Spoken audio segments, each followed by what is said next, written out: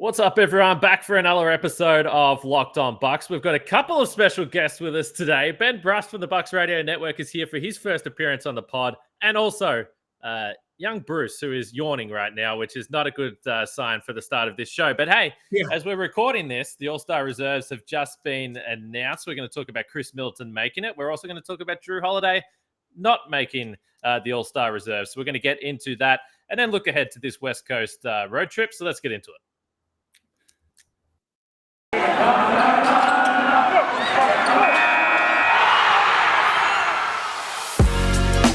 You are Locked On Bucks, your daily Milwaukee Bucks podcast, part of the Locked On Podcast Network, your team every day.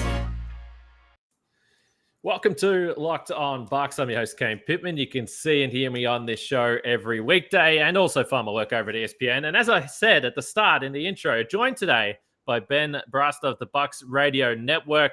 First season on the call, night in and night out for Ben. It's been a joy for me to listen to the radio calls when I'm out and about, maybe going for a walk in the car, going for a drive. It's been a lot of fun. Before I bring Ben in, we do thank you for making Locked On Bucks your first listen of each and every weekday. We really appreciate it, whether it's the audio version or the YouTube version that if you're here, you would have seen young Bruce. We love it when dogs come on the show. And Ben, not to steal your thunder here, your first time on the show, but Brucey boy, that's one cute pup you got there. He's a good dude, and he just wants attention, and I think it's my fault. I've trained him to just be needy, and so that is all on me. But yeah, I'm really happy to be here. I've loved that being a part of the Bucks Radio Network and the broadcast, and just being a part of the World Champions, man. To see Giannis play as much as I do, like sometimes you take it for granted. And I think the funniest thing was there was a little bit of a lull, in January that we all felt, the record showing that for itself. And all it took was Montrezl Harrell to unleash the beast and remind the rest of the NBA that at any moment Giannis has the ability to put not just his team, but the other team on his back and just get it done. Yeah, no question. I'm glad you said that sometimes we take it for granted, because I can 100% agree with that, because I didn't think that I was going to be flying back to Australia and doing this from long distance. And when you're there, you see Giannis, you're very fortunate to be in a position where you see him up close all the time. And it is something that I can 100% say is not quite the same in terms of just the physical nature of this crazy human being that does what he does. There's nothing like it seeing it live. So you guys have been doing a great job. We're going to talk about Khris Middleton making the All-Star team in the Eastern Conference. Before we do, just quickly, you're in the analyst chair on a nightly basis with these games, and it is and I've never done it, so I'm not saying this from a point of experience, but it is a really difficult job to be a radio analyst. And people say, well, why? What's the difference between a TV analyst? But when people can't see what's going on, the play-by-play man, Dave Kane, who's also doing a fantastic job and has a fantastic last name, they have to tell everyone what's going on. So you have maybe 2-3 seconds, get your point in, be insightful for the listeners, and then get out of the way for Dave Kane. It's a tough job. Yeah, coming from the TV world, people can see the TV. And if I talk over, I talk over. You got eyes and you can use them. And, it's been fun sort of working through that, right? There are some games. We do love our national televised games where we get a little bit extra time coming back from break to hit on some things. I'd also say it is a luxury that Giannis goes to the game on the free throw line on average about 11 times per game. So free throws is a good chance to jump in, describe maybe a play that happened, a possession before. But like you said, I do a talk radio show. So, sometimes 2 or 3 seconds is tough to remember to do. But it's important in radio to tell what's going on. But also we want to provide a why. You can hear what's going on, but you also want to know why is what Dave Kane saying happened. So the Eastern or the All-Star Reserves for both conferences have just been announced in the last half an hour before we started recording. So this is perfect timing. Normally doesn't work out that way with podcasting, but let's go through the East to start. So James Harden, Jason Tatum, Zach LaVine, Fred VanVleet is a first-time All-Star. I believe he's the fourth All-Star, undrafted player to make an All-Star team. Bucks fans, let's say they don't exactly love Fred VanVleet, given the history going back in years, but shout out to Freddie. Jimmy Butler makes it. Darius Garland from the Cavs have been one of the surprise teams. And then Khris Middleton does make this team. So I think a lot of those Eastern Conference reserves probably we could have predicted. Is anything stand out to you from these names, Ben? You know, it does, to be honest. And look, I think Khris Middleton's an unbelievable player. There is no doubt. But in my opinion, I mean, look, I just think Jrue has had a better first half of the season thus far. And even statistically, it shows he averages more assists, a little bit less, like a half a rebound, 1 point less. He's got less turnovers, more steals. But beyond that, like his impact, when Jrue Holiday is on the floor with only reserves, his numbers are better than when just Giannis or Khris are on the court with just the reserves. And not to mention, he is the most underrated player in the NBA because he's a top 5 two-way player in the NBA. I don't care what anyone says. The way he's able to guard every position on the floor, it is unbelievable. And he has such a keen sense of when to do things on the defensive end that you can't teach. You can't teach how Jrue Holiday knows that if I have X guy in the corner and I see an opportunity to come help or just go in, like there was a possession a couple games ago where he got his hands on the ball twice and came up with a steal in the fourth quarter when that wasn't a designed double team or a designed help. It was just Jrue being Jrue. And when you have somebody with the instincts like him, it's just so undervalued. I mean, he single-handedly changed the NBA Finals last year. When Jrue Holiday flew to the Olympics, they modeled their mentality through Jrue Holiday, who just got off a plane. I mean, I am a Jrue Holiday stan account. You won't hear me find me saying anything bad about him other than the 8 turnover game that he had, and maybe other than the free throw shooting prior to him coming back from health and safety protocols and his ankle injury. But he's unreal. And I think he's deserving of an all-star. That doesn't mean Khris isn't, but it's hard to have 3 Milwaukee Bucks on an all-star team. And so if you have a couple fringe guys, I can see why they only went with one. And Khris has been an all-star before, and him and Giannis did win, the story of Khris and Giannis building the Bucks. I think there's some equity in that when you think about why Khris Middleton got another all-star appearance. So we'll get to Khris, but I think you're right. There is a storyline that's going to be about Jrue, certainly among Bucks fans, because I think your point that he's underappreciated is really the main one to focus in on here, because he is such a unique player. And just in general, defense, particularly on the perimeter, I don't think gets the respect it deserves, because a big part of this, and this is something we've discussed previously, certainly during the postseason, if you're a perimeter defender in the NBA at the moment, a lot of the times you can have incredible possessions, you can have incredible games, and you might be playing on a guy that's still going to put up 30 points. That is the nature of defending on the perimeter in the NBA right now. So I just think in general, what he's able to do night in, night out is overlooked. I think the second part of it that hurt him, because the one thing we know, and the assistant coaches do the voting for the AllStar Reserves, we can confirm that players and coaches love Jrue Holiday. They love this guy. I mean, he has the respect. He might be underappreciated by your quote-unquote casual fan, but not among the coaches. But I think what we saw in January did hurt. And we've always said this as well. If you're a two-time, once you pick up that second All-Star berth, they tend to roll on and roll on. Now, Khris Middleton missed out last year. That was a little bit of a surprise, but it made sense based on what we saw in the playoffs last year, certainly from a scoring perspective for Khris, that he was going to get that. And I just don't think the Bucks were any chance of ever having 3. The record probably doesn't warrant it. Yeah, no, I think you said it right. If this team had the best record in the NBA, but let's be honest here, it was rocky for Jrue at the start of the season. He wasn't finishing around the rim.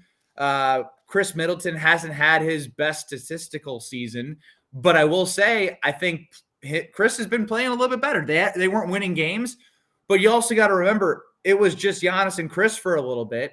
And Khris started to find his shooting stroke, shooting above 40% from 3, 45 over a 10-game stretch. And you had guys flying in, like Pat Connaughton flew in for a game. And so the record, like there's so many factors that go into it.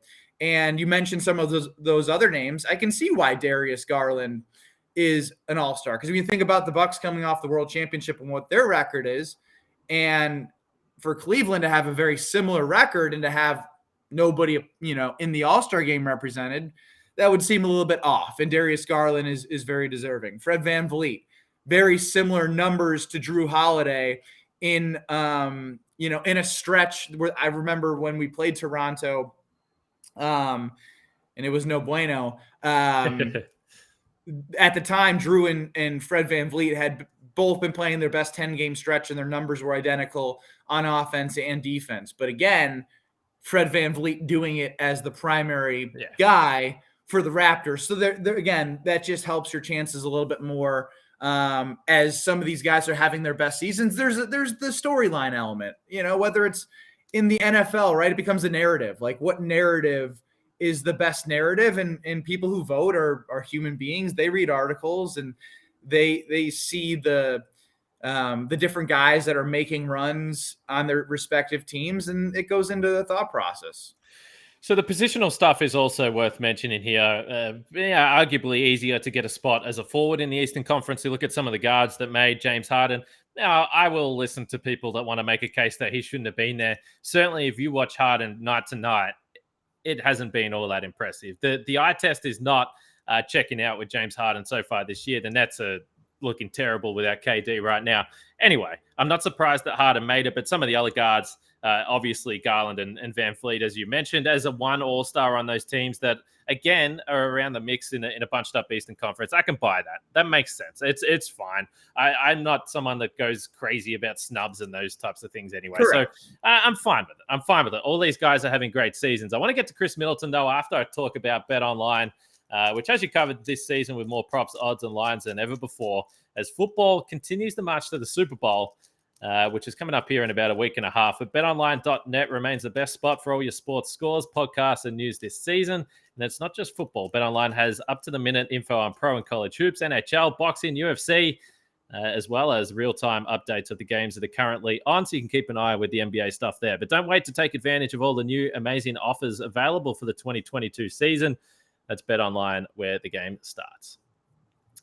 So on the Locked On Podcast Network, don't forget to check out our trade deadline show that's going to be running through the deadline. We'll have our experts, our hosts from all the shows around the NBA. They'll have you covered if there are any major deals that go down. We're around a week away. I said yesterday, I got ahead of myself. I was thinking Australian time. But now, as we record this, we're under 7 days away. So make sure you check out the Locked On Podcast Network trade deadline show. Let's get to Khris Middleton, though. So, I do get a little bit frustrated. And I've been a long time Khris Middleton fan, well before I was doing this media stuff and I was able to just be a fan, and I felt comfortable buying Bucks gear and going to the stop, drinking beers in the stands. I remember, I've told this story before, but I remember I went into the Bucks store. This was during the 2015 playoffs. And I was like, I'm going to get some Bucks gear while I'm at this game. What should I buy? And I decided to buy a Khris Middleton jersey, and the lady at the counter ridiculed me for not buying Giannis and buying Khris Middleton. She's like, why would you buy Khris Middleton? He's going to be gone in a couple of seasons. And I said, mark my words, this man will be an all-star in Milwaukee before it's done. Now, he's a 3-time all-star, and again, critically underrated. I've seen some stuff on Twitter. A lot of fans around the league are saying, why would you give Khris Middleton an all-star berth? He doesn't deserve it. Just on his numbers this season. So he's up to 19.6 points per game. 23 points roughly in January. We spoke about it yesterday on the show. 48% from the field, 40% from three in the month of January. Like you said, while the Bucks weren't picking up wins, his production went up. He's getting 6 rebounds, 6 assists as well. By the per 36 numbers, he's actually really now back to around where he is every year and where he's been in previous all-star seasons. And quite frankly, I think that we should be understanding that every other star in the league gets the benefit of what did they do in the playoffs? What have they done on the big stage? And that counts towards all-star nods. So I'm sick to death of these random other NBA fans from other teams saying Khris Middleton did it. If we go back to the postseason last year, and people will say it doesn't matter, it does. It counts for every other player. He had 35 points in Game 3 against Brooklyn, 38 in Game 6 against Brooklyn, 38 in Game 3 against Atlanta, 32 to close out Atlanta. He had 40 in Game 4 of the finals, 29 in Game 5 of the finals, that game they won on the road. So I think Khris Middleton deserves a little more damn respect. Game 7 was ridiculous. Game 7 against the Hawks was absolutely ridiculous. In a game in which Giannis was out, in a game in which typically Khris Middleton does not necessarily played his best basketball without Giannis on the floor, he showed up. I mean, that third quarter, it didn't matter where he caught the ball. It didn't matter who was guarding him. He found rhythm, and he carried the team, scoring the first, 15 straight. I mean, he was unreal. And so, yes, I mean, you can point to Brooklyn, you can point to the finals, but to me, that was my Khris Middleton moment. Not that I didn't believe in Khris Middleton prior to that, in terms of what you're talking about. When do you start getting the benefit of the doubt? When do you start getting the respect of, like you mentioned, James Harden, he's getting it because of a resume, of the long-term resume. To me, Khris Middleton, I will remember forever, is the guy who got Giannis to the NBA Finals for both of them to close out the deal, right? When Giannis saying, Khris, we did it, man, we did it. Giannis isn't able to say that if Khris Middleton doesn't show up in Game 7, and not to mention Jrue Holiday just unreal around the rim in the fourth quarter. Yeah, no doubt. And I think you've already pointed to it, but there has to be a little bit of prior recognition in these awards, particularly in a season where you look across some of the guys, and we already mentioned James Harden. There's obviously some prior stuff there. But a guy like Jimmy Butler, who gets an All-Star nod, he's only played 30 games. Why is he in the All-Star? Because probably the coaches looked at it and said, well, Miami's got a pretty damn good record. They probably need an All-Star. I guess we'll put Jimmy Butler in there. So my point is, you can point your finger at a number of players at the AllStar Reserves, but for me, Khris Middleton's not the guy. Yeah, so this is a really Wisconsin local college basketball thing. But when the Wisconsin Badgers are good and they win a Big Ten title, sometimes they may not have a player that's in the top 10 of scoring averages in conference play. You know what I mean? And so like you gotta pick somebody. And I think that's to your point about Jimmy Butler is, Bam was out. Like it's not going to be Tyler Hero. Like you know what I mean? So it was like they're going to pick the name also because that's a draw. Jimmy Butler is a name. He's a draw. Not in compared to the starters of the All-Star game, but you get my overall point. And I think Miami fans are going to be like, like they're going to use that we have a blank time All-Star in Jimmy Butler on our team, just like we now can say 6-time All-Star with Giannis and 3-time All-Star with Khris. No doubt about that. I want to get to consistency a little bit as we keep talking about Khris Middleton, because one player that I was trying to, and it was difficult to do during the postseason, but one player I was trying to bring a comparison to is just the way that Devin Booker is covered. And then the way that Khris Middleton is covered. And it's interesting. You look at the numbers, you make your own judgment. Before I do that, I'll talk about Built Bar. Everyone knows I love Built Bar, Ben. I don't know if Justin has been willing to share a Built Bar with you during the broadcast. No, he doesn't like me. He doesn't share things with me. Very selfish. Well, look, I'm generally an unselfish guy, but when it comes to Built Bar, I would probably be hesitant about sharing as well, to be fair. But it is a new year, which means everyone has New Year's resolutions. If yours is about getting fit or eating healthier, make sure you include Built Bar in the diet plan there. It's a protein bar that tastes just like a candy bar, better than a candy bar in my opinion, but it's healthy for you. 130 calories, 4 grams of sugar, 4 net carbs, 17 grams of protein. You can compare that to any other protein bar in the market, and it's not going to be comparable. Built Bar is the number one. And I need that because I'm playing hoops again, and I got – first time I'm playing back-to-back, and I know it's not back-to-back in the NBA, but when I sit down all day and don't stretch after I play, a back-to-back is a dangerous thing. I'm telling you, Built Bar is the way to go. You should see the flavors. There's coconut, almond, peanut butter brownie, raspberry, cookies and cream, salted caramel, mint brownie. So there'll be something there for you, Ben. There's no doubt about that. You hit me with 5 of them already, but I was like, yep. Literally all you have to do is go to built.com. Use the promo code LOCKED15 and you'll get 15% off your order. Use promo code LOCKED15 for 15% off at built.com.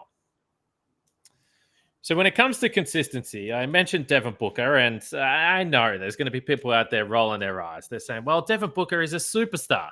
You can't compare Khris Middleton to Devin Booker. Well, I think you actually can, particularly when it comes to the conversation around consistency, because this is what you always hear, and you'll hear it from Bucks fans. Well, Khris Middleton is inconsistent. He's an inconsistent player. Well, I got to break it to you guys. This is the NBA. This is the life of a volume scorer, of a number one option on the perimeter, which is what Khris Middleton is in his team. Does he always have the ball in his hands? No, but he is the guy that they'll throw the ball to and say, hey, get us a bucket. And he's the tough shot express. We know this with Khris Middleton. So Devin Booker this year, who everyone said is an automatic all-star. He's averaging 5 more points per game than Khris Middleton this season. But he's also taken 5 more shots per game. So you work that out. You want to give Khris Middleton, if you really want Khris Middleton to get 25 points a game, give him 5 more shots, and he will do that for you.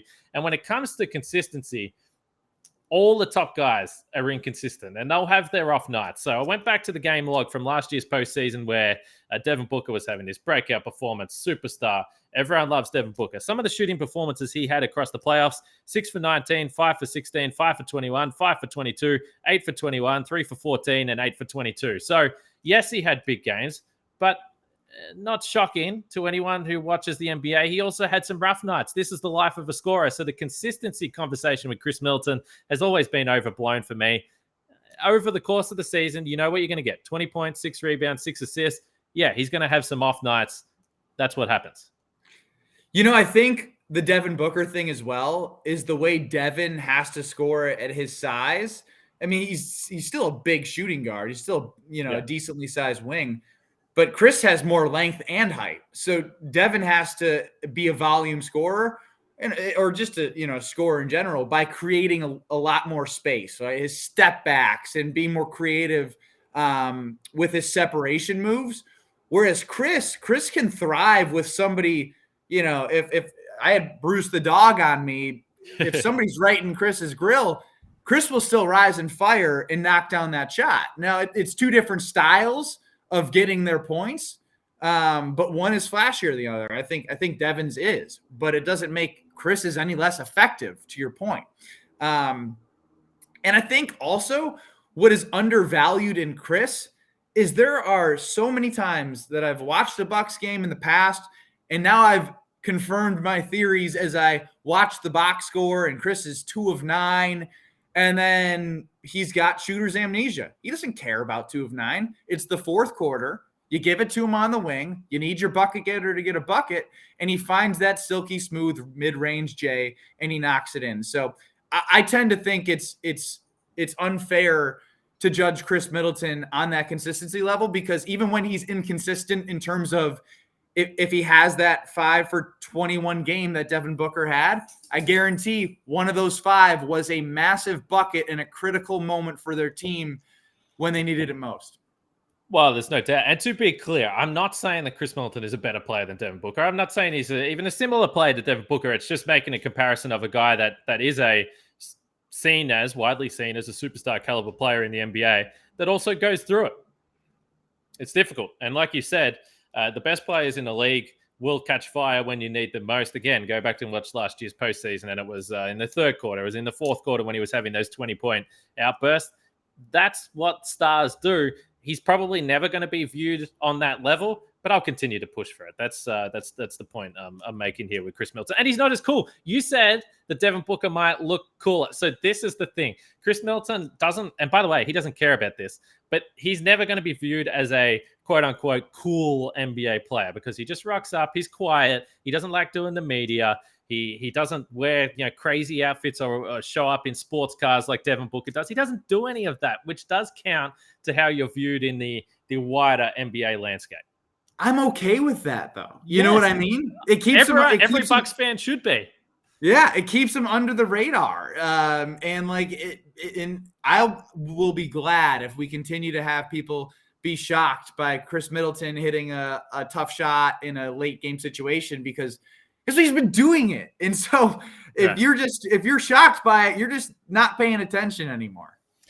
No, I agree. But anyway, we can draw close to this Khris Middleton conversation. But just in general, it's been a bugbear of mine for multiple years, and also just from Bucks fans as well, that I just think, we're going to look back at Khris Middleton, and now you have the title, you have the multi All-Star appearances that he's going to have, and you're going to look back at it, and he's going to be one of the best. He's going to be one of the best that have played for Milwaukee when you include the longevity, the numbers, the big game moments that he's had. So all-time 3-point scorer. I mean, how is that forgotten already? Just a bit of respect for Khris. That's all we're asking for here. Yeah. How have you diagnosed, and this has been something that we've been talking about, but you're in arena, particularly these home games. You spoke about the rut that I think everyone, literally, I'm sitting at home and I'm like, oh man, this is a long regular season. Playoffs are coming. So I get it. I'm very understanding of how the motivation or the night-to-night grind starts to catch up with these guys. How have you diagnosed the January basketball that we've seen from the Bucks? So I think we can simplify it to that, because sometimes I'll be up at the booth, or Dave will be up at the booth, and you'll be watching the game and you'll be like, man, this is a long season. They're human too. Yeah. They're competitors. They want to win, but they're also just like us, and they understand the grind. Not to mention, they have owned their division. So the fact that Cleveland's good, they still have to see the Bulls 3 more times, and there's obviously bad blood there. The point is, you're going to get the best shot from everybody. So they're getting the best shot from everybody in the league because they're world champions.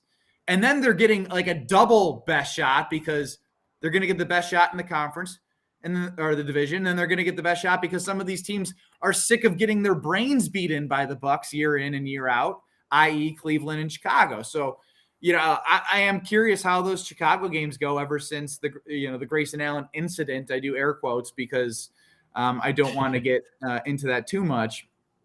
But look, the way I look at it as well is I think this team knows, they've learned that they can win the most regular season games. They did it twice. What did that get them? It didn't get them any further than they did when they finished third. They win an NBA championship not having the best regular season record. And I think there's a little bit of, let's get to the All-Star break. To be honest, they miss Brook. And if I'm them, I miss Brook. Do I think the team has developed because Brook has been out? Absolutely. Bobby Portis has showed us more than any of us would have ever imagined. I've seen Bobby hit floaters. I've seen Bobby hit turnaround mid-range. He's catch and shoot 3 from pitchbacks to corner threes. He's taken one dribble step-ins. He's developed. Giannis has developed by having to play the 5.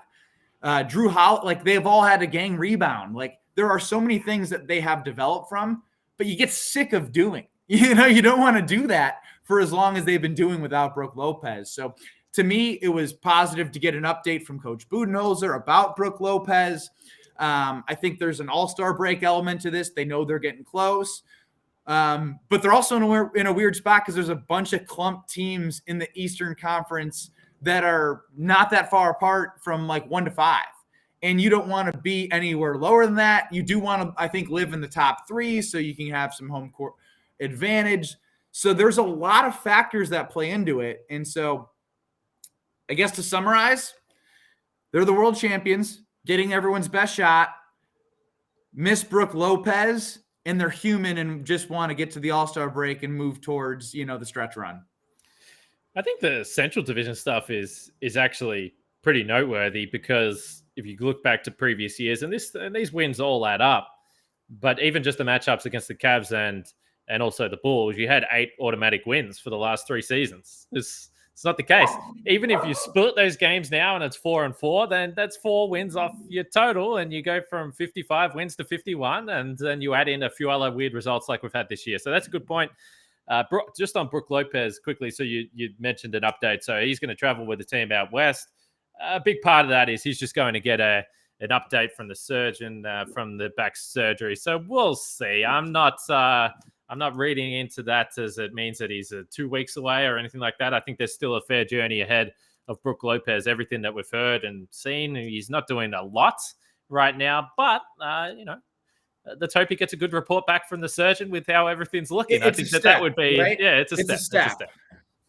It is a step. And I think at this point, with what we've seen from the Bucks and how tired they're looking, and any type of hint of optimism that Brook Lopez could return feels like it's a pretty pretty nice thing to hear for the Bucks. Make sure you check out the Locked On Bets podcast with your boy Q and handicapping expert Lee Sterling. If you're into that type of thing, they'll have you covered there. But road trip, Ben. So you just get to sit on the couch and watch these games, these late night games. Is that what we're dealing with? Oh, it's actually great. I haven't been falling asleep till late anyways. And I've been like trying to play more basketball, get myself in shape since the pandemic. Yeah. And so yesterday, even just coming back and catching the second half of Wisconsin's game against Illinois and the second half the full game of Marquette versus Villanova, that's going to be the Bucks full game. So like, this is like a match made in heaven for me as a night owl.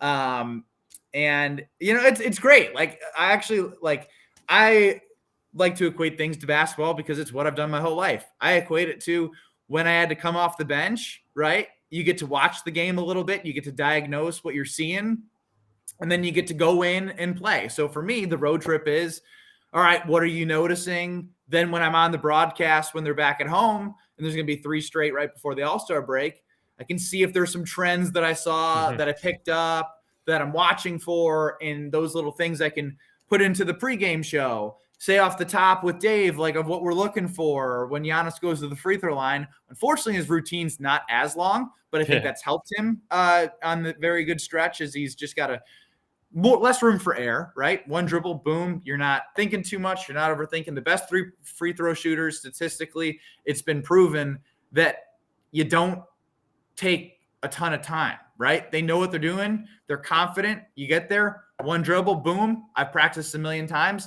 You're not thinking in the breath and the motion. So I got a little bit of a tangent there, but you get my point. I'm just looking for things, and it's an opportunity to look from an outside perspective without having to think what I'm going to say. I can just come up with a bunch of things that I might want to say. Well, it's an important trip for the Bucks as well. I mean, we've spoke about the fact that a number of these teams have players out. Obviously, we don't know what's going to happen with the Lakers and LeBron, but Damian Lillard won't be playing for the Blazers. So it's an opportunity to win. But anytime you go out west, it's obviously always a challenging trip here as well, particularly when they can see the finish line of a little mini break here coming up in the next couple of weeks. So we'll see.